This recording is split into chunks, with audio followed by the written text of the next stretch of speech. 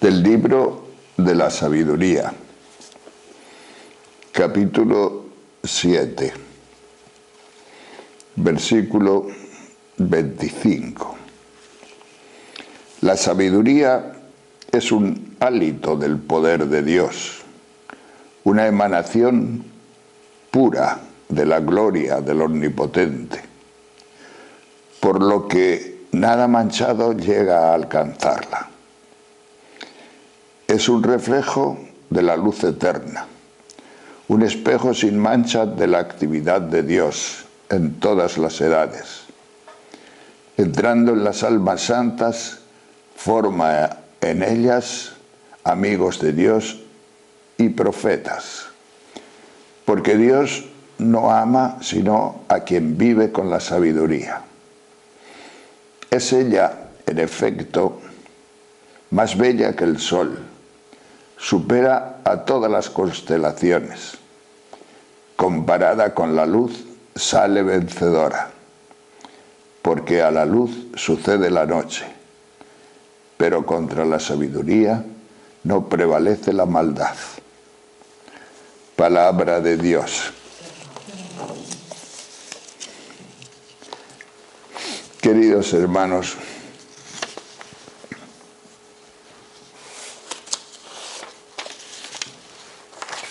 hoy comenzamos también, como el último día, con unas leves nociones de filosofía para entender bien lo que queremos decir en esta charla. Estas lecciones son simplemente deciros que todas las cosas tienen 4 causas. Alguno podrá decir, bueno, 4 causas, ¿cómo es eso? Esta mesa, por ejemplo, donde estoy, tiene 4 causas.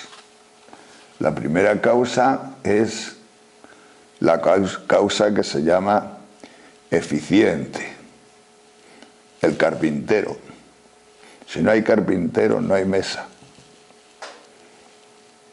La segunda causa es el fin, la finalidad para la que se hace la mesa. En este caso, pues es, bueno, pues dar una charla, pero puede ser colocar libros, comer, escribir y tantas cosas como se hacen en una mesa. Ya tenemos 2 causas, la causa eficiente y la causa final. Pero hay también otra causa que se llama la causa material. Y sin la causa material no existiría la mesa, luego es causa. En este caso la madera, porque esto es de madera. Si no hay madera, podía ser de hierro, pero estábamos en las mismas. La causa material sería el hierro. Y finalmente hay otra causa que es absolutamente necesaria también para distinguirla de otras cosas. Es la causa formal, la forma, digamos. Porque si tenemos carpintero y tenemos materia, pues depende de la forma para que sea mesa. Porque puede ser una silla, puede ser una cama. Entonces no, la mesa tiene su propia causa formal, tiene su forma. Hoy en esta charla vamos a estudiar de una manera especial la causa final. ¿Qué es eso de la causa final en los hombres, en los ángeles, en los demonios, en los ateos? ¿Qué es eso de la causa final? Pues, ¿cómo se ve desde cada uno de estos 4 elementos? ¿Cómo se ve el fin? El fin al que aspiramos. Dios ha puesto en todos los seres, en todos los animales incluso, y en el cosmos entero, con la ley de la gravedad y otras cosas, ha insertado en el corazón del ser, en el corazón de los seres siempre una finalidad. En unos sucede como instinto, en otros sucede como conocimiento, que ya veremos. Esto es por lo que los distintos animales y especies van configurándose y van evolucionando. Un árbol, si le plantas en la sombra, pronto tira para arriba a ver si encuentra unos rayitos de sol para que su fotosíntesis pues vaya haciéndole crecer y respirar.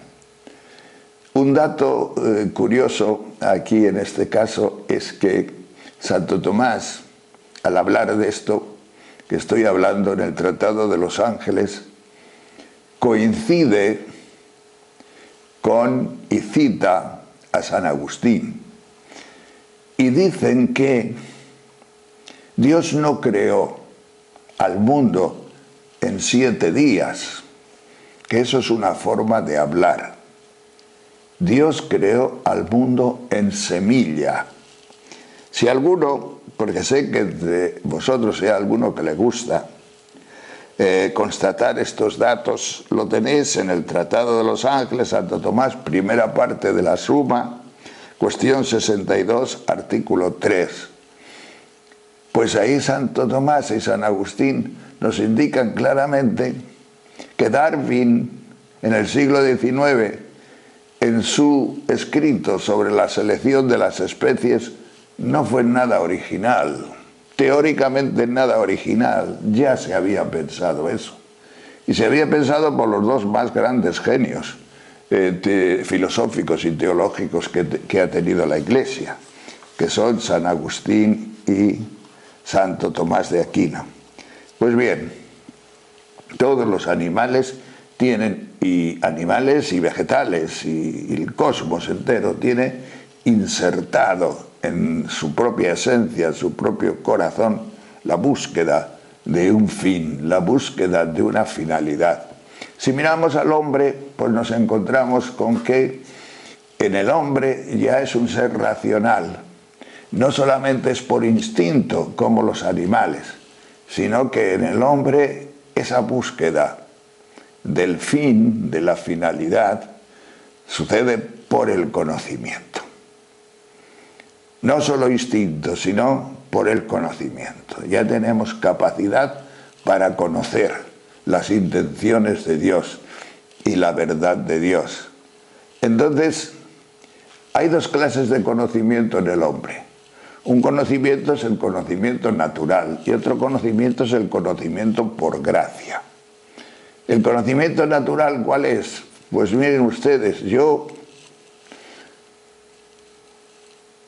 estuve muchos años viviendo desde el conocimiento natural. ¿Qué es eso? Pues que sí conocía a Dios desde el conocimiento natural. El Dios que me transmitieron mis padres, el Dios que me transmitió mi gente, el Dios que me transmitió mi cultura, en mi pueblo, en las personas que tenía cerca de mí. Y yo pues me imbuí de esa cultura.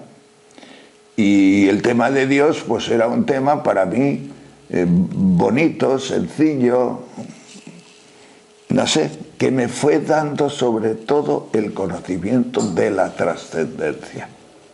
Yo sé que hay muchos hombres, y sobre todo ahora que no son educados de esta forma, muchos niños que no llegan al conocimiento de la trascendencia.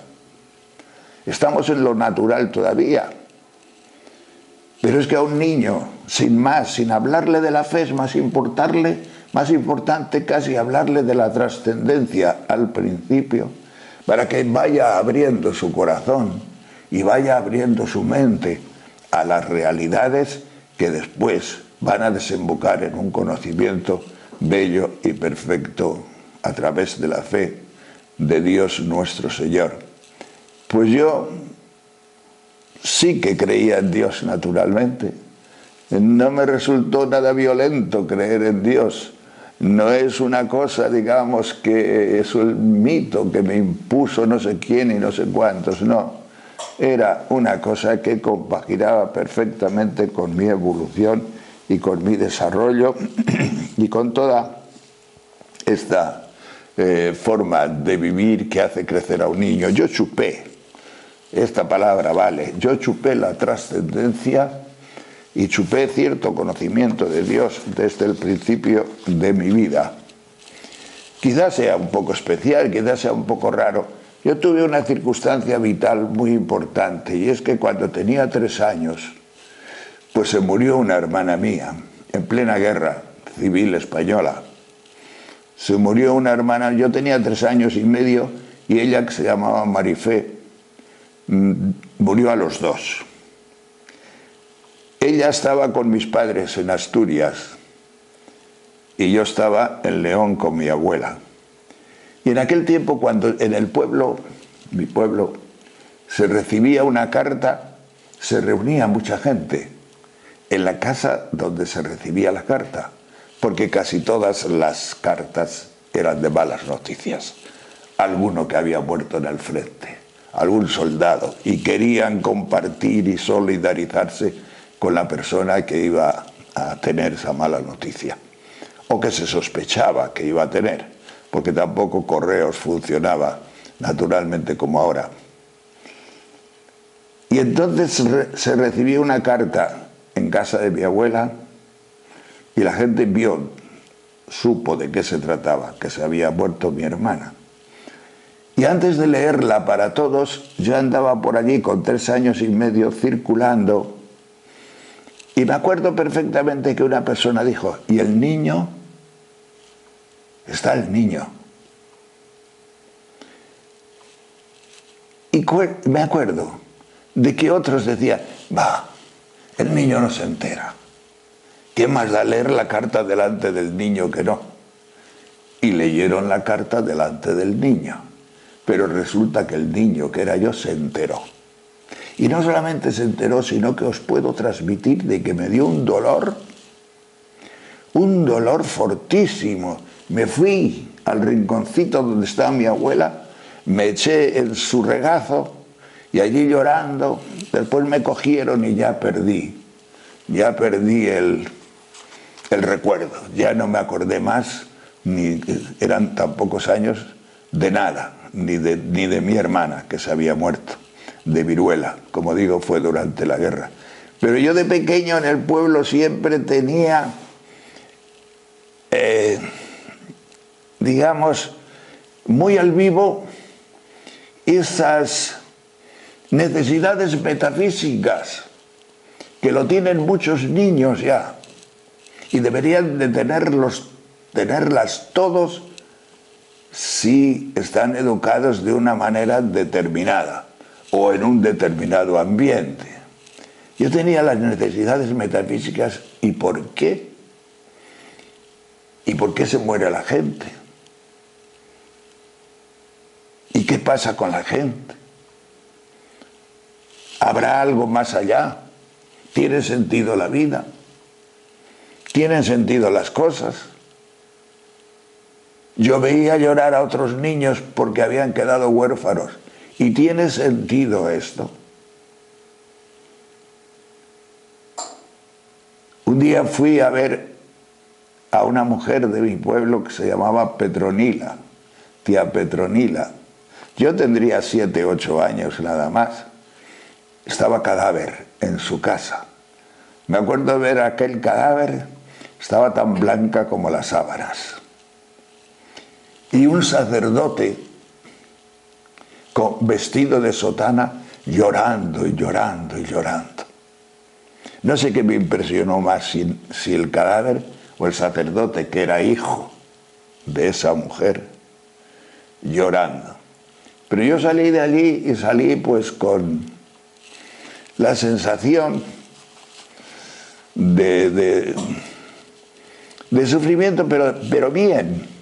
Yo creo que a los niños hay cosas naturales que no se les debe de esconder, porque no se puede educar en la irrealidad, no se les debe esconder, sobre todo estas cosas que son profundamente metafísicas y cercanas a lo trascendente, porque ellos saben y tienen una necesidad desde pequeñitos de conocer, del conocimiento, la sabiduría que hemos leído. Es que la sabiduría nos acucia, la búsqueda de sentido nos acucia desde pequeños. Yo fui creciendo y pienso que me hice sacerdote simplemente con el conocimiento natural, no desde la fe, y sobre todo no desde una fe gratuita, sino desde una fe cultural. Me hice sacerdote.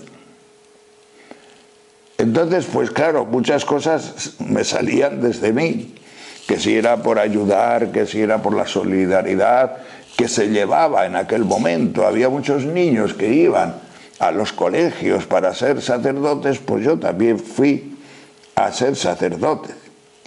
Y yo llenaba, y era feliz, llenaba mi vida. Y después en la filosofía llenaba mi vida pues con la filosofía, con las vías de Santo Tomás sobre la existencia de Dios. Y yo creí que conocía a Dios. Yo creí que mi conocimiento pues se iría desarrollando después en la misma línea y con la edad pues adquirir un grado y una altura muy grande. Pues era feliz, no tenía problemas. Pero un día Dios quiso que yo recibiera otra cosa. Y aquí viene el segundo conocimiento que digo que tenemos los hombres, o que podemos tener los hombres. Este segundo conocimiento ya es un conocimiento por fe, es un conocimiento de Espíritu Santo. Un día el Espíritu Santo vino experimentalmente, esto es muy importante, una experiencia nueva en mi vida, y sin quitar nada de lo anterior me añadió una relación con Dios experimental, que ahí es donde profundicé yo en lo que es la sabiduría, en lo que es el sentido de mi vida, en lo que es la búsqueda de mis cosas. ¿Qué pasó? ¿O qué pasa cuando sucede esto?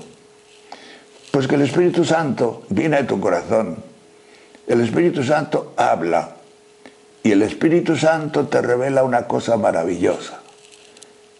Y esa cosa maravillosa es la sabiduría de todas las sabidurías, y se llama Jesucristo. Cuando yo conocí a Jesucristo me di cuenta de que hasta ese momento solo hablaba de Dios. Yo solamente tenía a Dios. Y tener solamente a Dios es no tener prácticamente nada, o casi nada, nada más que un ideal filosófico, un ideal teórico. Cuando descubres a Jesucristo por obra del Espíritu Santo, ya no hablas más de Dios. Hablas de Cristo y del Padre de nuestro Señor Jesucristo, creador de todas las cosas, como nos dice el credo. Porque Dios es un constructo, Dios es una teoría, Dios puede ser hasta una ideología. Yo no sabía otra cosa ni podía hacer otra cosa. Y me valió, claro que me valió el concepto de Dios. Me valió muchísimo, pero doy gracias a Dios profundamente de haber podido entrar en esta otra dimensión del conocimiento de Jesucristo, que es un conocimiento de vida, es un conocimiento espiritual, que los cristianos lo tenemos todos porque empieza en el bautismo. Y empieza naturalmente, pues, no sé, con esa semilla que deja el bautismo de Espíritu Santo en tu corazón. Entonces lo que yo recibí no era algo que no tenía, lo tenía, pero lo tenía muerto, lo tenía dentro de mí y lo tenía como apagado, sin experiencia. No lo vivía, no lo experimentaba.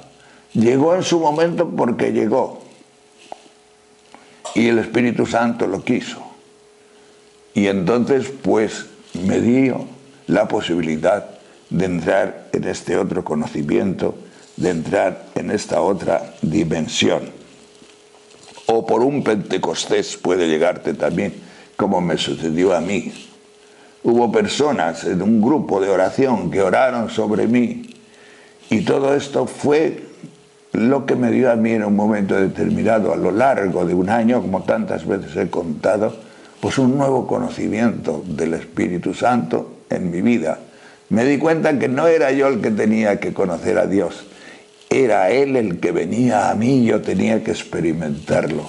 Y en esa experiencia de Dios, pues yo ya me sentí realmente mucho más, con mucha más certidumbre, me sentí más feliz, me sentí más hecho, y me sentí sobre todo, dada la gratuidad con la que Dios te ama, sentí que Dios me amaba, sentí que estaba en el mundo bien, que el mundo no era un lugar, no sé, donde uno entra sin sentido, sino que el mundo es el lugar donde Dios te ha creado para su conocimiento y para llegar a esa causa final definitiva a la que aspiramos todos los hombres. Santo Tomás tiene una frase que es tremenda, a mí me costó entenderla, porque dice que si Dios no fuera el fin último de nuestra vida, no tendríamos razón para amarle. Yo decía, ahí va, pero lo entiendo. Si no aspiráramos a Dios, ¿para qué íbamos a...? Si Dios nunca nos admitiera en su casa y en su felicidad y en su gloria, no tendríamos por qué amarle. Más bien lo contrario. ¿Para qué nos ha echado a este mundo lleno de miserias y lleno de problemas y lleno de...? Pero desde el amor de Dios manifestado en Jesucristo, pues entramos en un destino de sabiduría que es maravilloso. Jesucristo es la sabiduría, Jesucristo es el gran amor y es el gran conocimiento al que se nos invita a todos nosotros a llegar, porque en nosotros va sucediendo ese requerimiento de Dios y nos va pidiendo y nos va dando a la vez, porque nunca pide si no ha dado, nos va dando. Y si lo acogemos, Él va sucediendo en nosotros y va siendo todo esto pues una realidad viva. Y te darás cuenta que el Espíritu Santo te habla, te darás cuenta de lo que los antiguos nos decían con la palabra moción, las mociones del Espíritu. Te das cuenta de que es una realidad fluida, fluyente, líquida, más que líquida, la que existe entre el hombre y Dios. ¿Por qué? Pues porque Dios habla, Dios está cerca, Dios es una sabiduría vital y viva y personal y muy personal. Es aquello que dice Santo Tomás, que lo repite en este tratado aquí de la Suma, lo repite tantas veces, el frui, el disfrutar de Dios, el disfrutar de las cosas de Dios. Pues bien, los hombres tenemos estos dos conocimientos y la gracia nos impele a llegar al conocimiento total por medio de Jesucristo, de la Trinidad y del Padre de nuestro Señor Jesucristo. ¿Y los ángeles? ¿Qué podemos decir de los ángeles en este contexto que estoy diciendo? Pues de los ángeles podemos decir, primero, los ángeles no fueron creados en el cielo, como piensa mucha gente. No fueron creados en el cielo empíreo. El primer cielo. ¿Qué es eso de cielo empíreo? Empíreo es una palabra griega que viene de pírpiros, que significa fuego.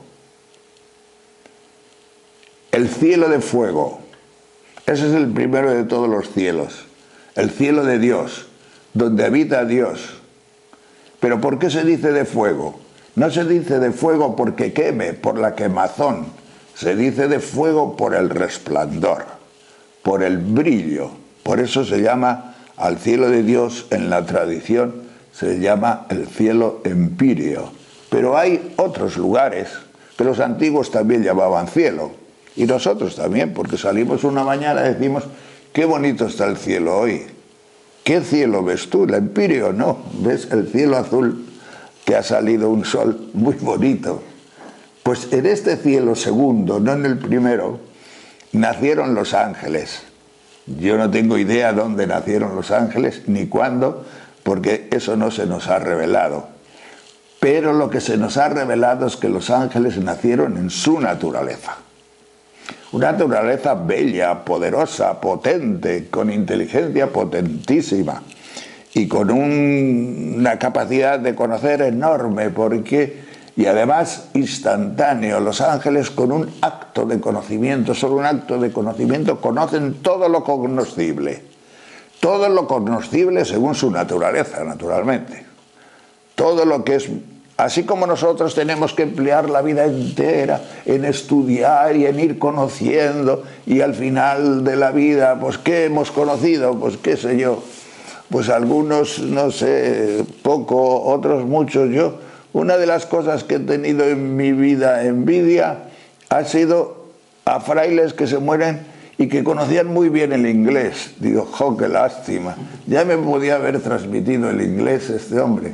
O que eran buenos organistas, o tocaban buena música con la guitarra o algo de eso. Y yo decía, ¿pero para qué se muere la música en él? Que se muera él solo, que está destinado a la muerte, pero la música que me la traspase. Pues no, no me ha traspasado nadie ninguno de esos dones, ninguna de esas cosas.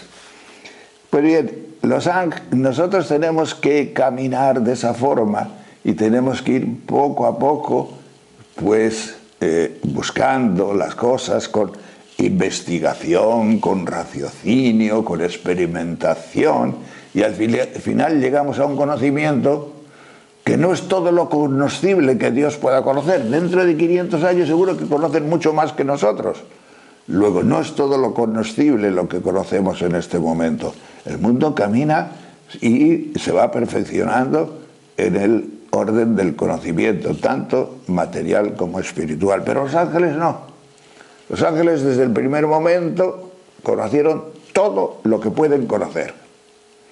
Y quisieron, por la voluntad también potentísima, tenían todo lo que podían querer. Entonces, ¿querían a Dios? Sí.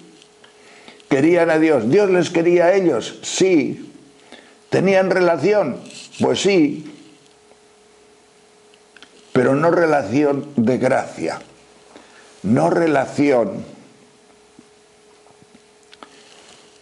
de elevación mediante la gracia al primer cielo. No habían sido invitados todavía a ese cielo. ¿Eran felices en sí mismos? Yo no me puedo imaginar cómo es la felicidad de un ángel, no me lo puedo. No me puedo cómo vivirían, cuál sería su vida. Y sobre todo, claro, no nos podemos imaginar de dónde venían y de todas estas cosas. Pues no sabes muy bien. Pero la tradición, los teólogos, Santo Tomás, nos hablan de esto. De que no hay por qué pensar que no eran unos seres sociales y comunicativos y que vivían en la felicidad de su rango, en la felicidad de su naturaleza. ¿Qué viva era esa felicidad? Pues no lo sabemos bien, porque no lo tenemos revelado, pero sí sabemos que eran muy felices. Un día Dios les invitó. Pero esa invitación de Dios no es una invitación fría o seca o oscura. Dios invita revelándote. Y Dios les reveló su gloria. Dios les reveló la bienaventuranza del cielo. Dios les hizo ver que por encima de lo que ellos conocían por su naturaleza, había otra realidad infinitamente superior, que era donde habitaba Dios, donde la sabiduría se identificaba, la sabiduría de la que hemos leído, se identificaba con la realidad. Y esa sabiduría es la que está por encima de toda belleza, por encima de todo amor y por encima de toda comparación. Y a esta invitación, pues muchos ángeles dijeron que sí. y entraron en la gloria. Entraron en el cielo empíreo, entraron en el primero de los cielos, vieron a Dios cara a cara, vivieron de la experiencia viva de Dios. Otros no. Otros no. Dicen que eran los ángeles más bellos, los ángeles más altos, los ángeles más potentes, los ángeles más enamorados de sí mismos, vamos a decirlo. ¿Qué significa eso? Pues no sé. Que sí quisieron ir con Dios y llegar a donde Dios les invitaba, pero por sí mismos, por sus fuerzas, no gratuitamente. Aquí está el tema. Ellos creían que podían por sí mismos, por sus méritos, vamos a decirlo así con nuestras palabras. Y al final se convirtieron en demonios, en una palabra. Aquí hay un tema que no es que esté revelado, ni se ha hablado mucho en la teología, pero yo se lo he oído a gente actualmente. Cuando Dios les hizo la revelación del cielo a los ángeles, ¿les revelaría a Jesucristo? ¿Les diría algo de Jesucristo? Alguno dirá, pero es que Jesucristo todavía no había muerto. No, pero es que los ángeles están fuera del tiempo y del espacio. O sea que él todavía no cuenta. ¿Les revelaría a Jesucristo? Hay algunos incluso que dicen, mirando al capítulo 12 del Apocalipsis, que la rebelión de los ángeles malos fue porque intuyeron, además se les reveló, que debían de adorar a Jesucristo, al hombre Jesús, como nos cuenta la carta a los hebreos. Adórenle todos los ángeles del cielo. ¿Les revelaría a Jesucristo? Yo no puedo dar. Santo Tomás no habla de eso. Los antiguos no hablan de esto. Hay un capítulo 12 en que habla de cómo apareció en el cielo una figura portentosa, una mujer vestida del sol, etcétera, etcétera, que iba a dar a luz, pero apareció también un dragón con 10 diademas, con no sé cuántos cuernos, que significa, la diadema significa la realeza, el cuerno significa el poder, la potencia, que se puede identificar y se identifica realmente también con Satanás, que quería tragarse a ese hijo que iba a dar a luz la mujer. Y de ahí surgió la gran batalla en el cielo entre San Miguel. O sea, hay una serie de elementos ahí que sí se pueden interpretar como que la rebelión de los ángeles contra Dios, porque los demonios eran buenos, eran ángeles buenos, pero se rebelaron. Pudo ser también por el misterio de Jesucristo, por la revelación de Jesucristo, porque Jesucristo no es un ángel, es el Hijo. Y el cielo y la vida y todo va a confluir en la definitiva recapitulación de todas las cosas en Cristo. Ahí lo dejo porque no podemos decir otra cosa, pero bueno, como hipótesis teológica, pues sí que se puede mencionar. Y si alguno, el Señor le revela algo, y si alguno puede aprovecharlo para vivir su vida espiritual, pues perfecto, ¿no? Bien. Los demonios, ¿qué les pasó? Pues se quedaron en la soledad. Se quedaron en la soledad, en una soledad tremenda, que es la soledad del que ha perdido el tren, ha perdido, ya no tengo dónde ir. La soledad del sinsentido, la soledad de la falta de sabiduría, ya no tienen a qué aspirar, ya no tienen dónde ir, ya no tienen que hacer nada. Entonces los ángeles, pues, como nos suelen decir, los demonios se llenaron de soberbia y de envidia. Soberbia y la envidia contra los hombres. Quizá Por eso nos vienen a atacar continuamente a nosotros. Pues bien, solos, fuera de la caridad. Esta es una frase que, vista desde nosotros que estamos aquí todavía por este mundo, decir que hay una persona en este cosmos creado por un amor que está fuera de ese amor, porque caridad y amor es lo mismo, fuera del amor, fuera de la caridad. A mí me aterra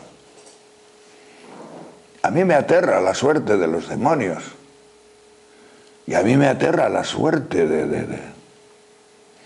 de cualquiera que no entre en esta dimensión de sabiduría, en esta dimensión de Dios, en esta dimensión de gracia. Me aterra realmente.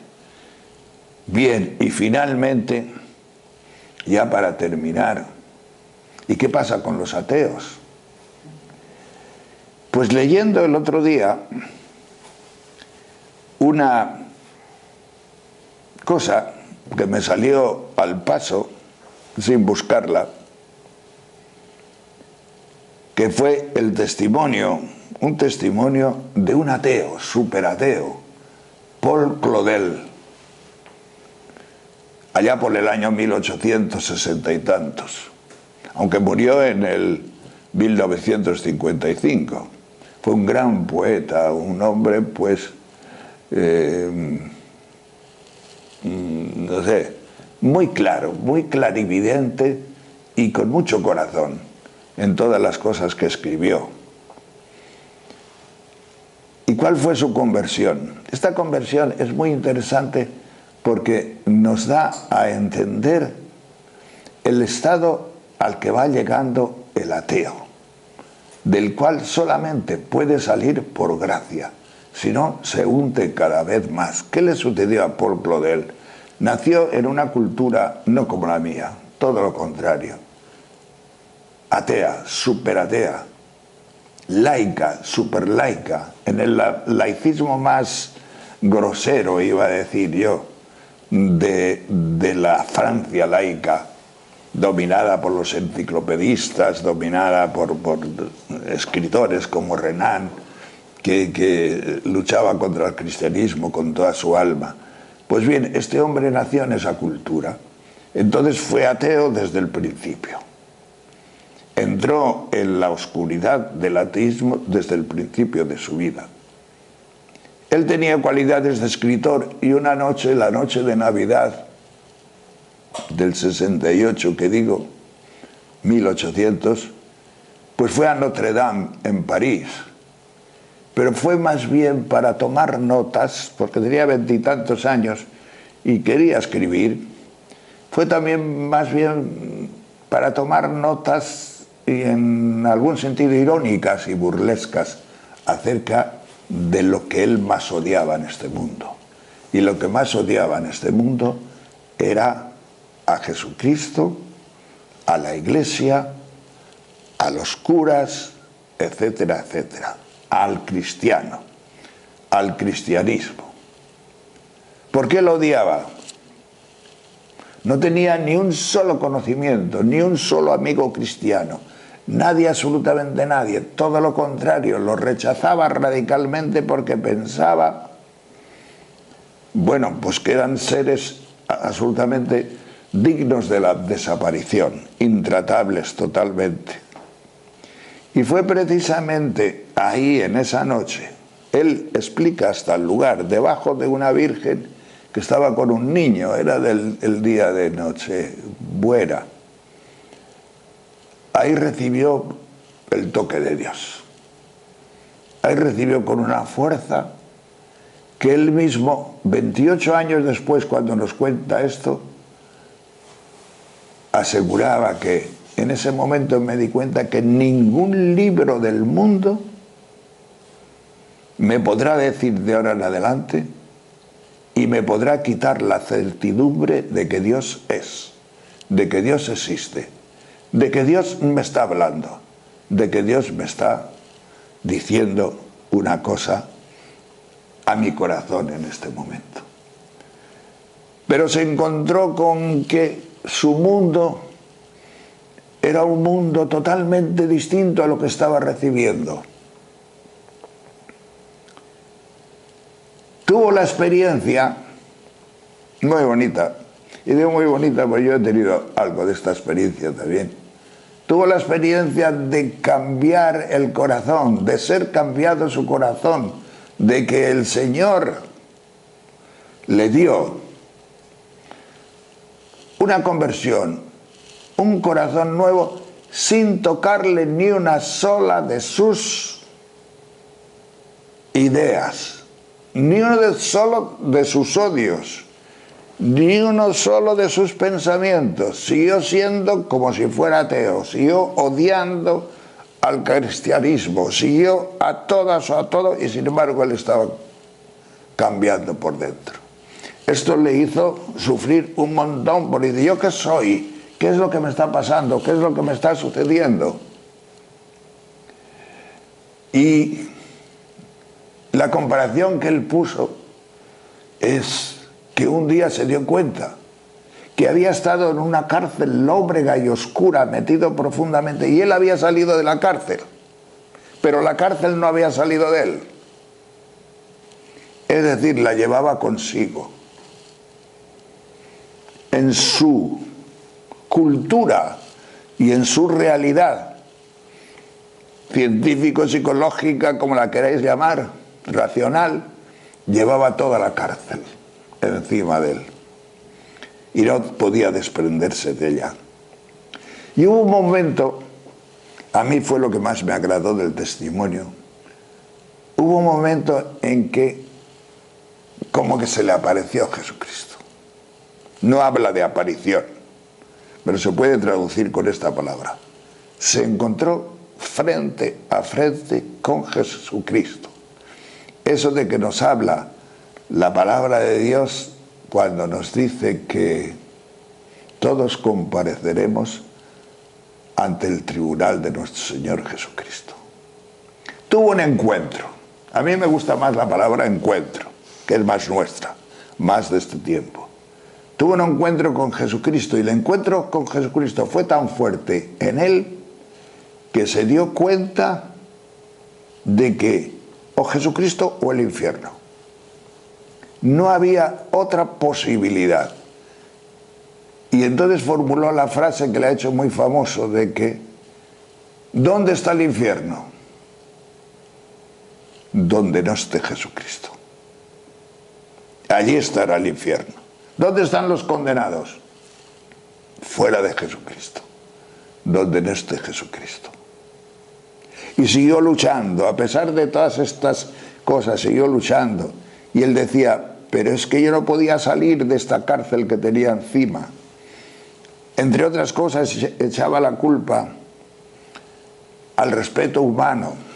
Decía, pero después de 4 años, ¿pero cómo se lo digo yo a mis padres? ¿Cómo se lo digo yo a mis amigos?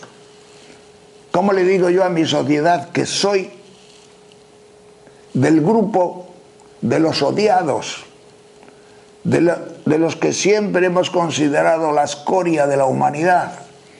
Soy del grupo de los cristianos. ¿Cómo se lo digo? Al final, claro, pues se lo dijo.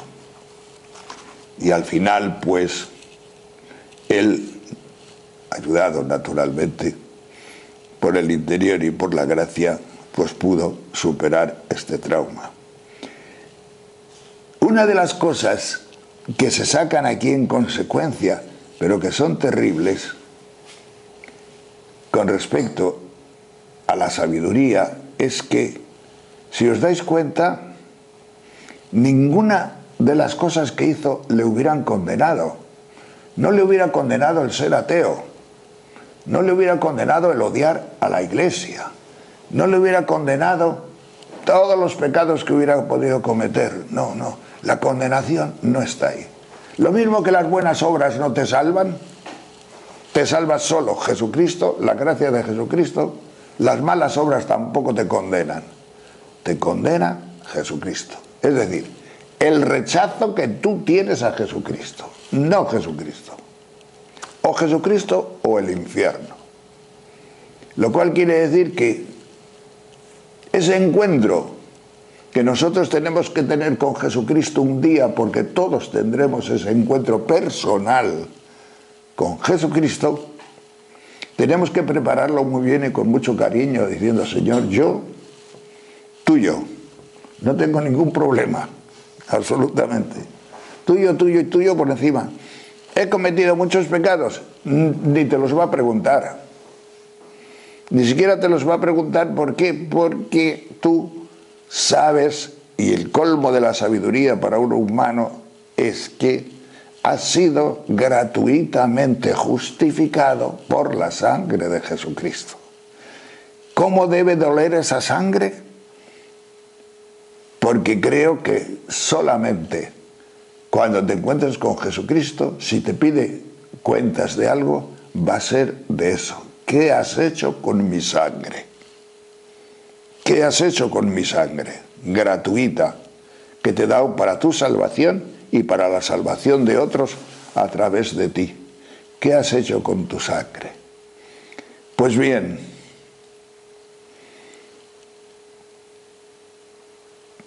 ¿hará Dios con todos los ateos esto? No lo sé. Nosotros no podemos decir estas cosas. Solamente podemos decir que el ateísmo te lleva al mayor anticonocimiento que uno se puede imaginar. El antisentido.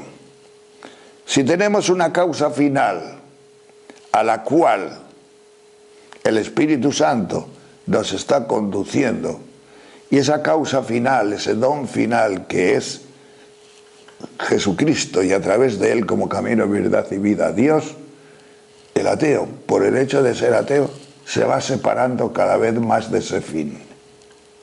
Se va separando de ese fin. Va entrando en la soledad, va entrando en la oscuridad, va entrando en una dimensión, como nos cuenta perfectamente este hombre, en una dimensión absolutamente de muerte.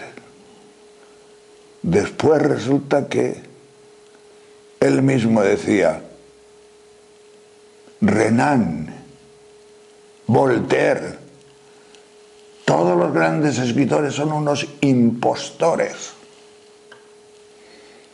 Nos han comido la vida de la gente, la vida de... Por eso decía lo de los niños.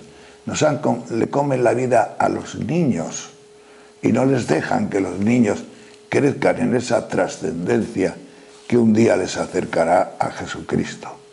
Por eso, hermanos, pues esta búsqueda de sentido que los hombres, todos los animales, los hombres, los ángeles, tenemos en los demonios y en los ateos, en los demonios imposible, porque ya no pueden más. Yo estoy convencido, a lo mejor es una herejía, pero que si los demonios pudieran arrepentirse, Dios les perdonaba. Si ellos abdicaran de su soberbia y pudieran arrepentirse, Dios les perdonaba, en el acto. Pero no van a quererlo nunca, no van a poderlo nunca. El ateo puede. Una palabra, esta palabra, hoy mismo, si tú eres ateo y me escuchas, léete lo de Paul Claudel y date cuenta de la enorme oscuridad por la que estás entrando, que es reversible.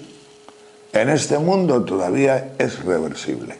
Y el Señor te llama a que, lo mismo que Paul Claudel, te dejes tocar y dejes que la gracia de Dios haga en ti la maravilla de sacarte de nuevo a la luz. Gloria al Señor.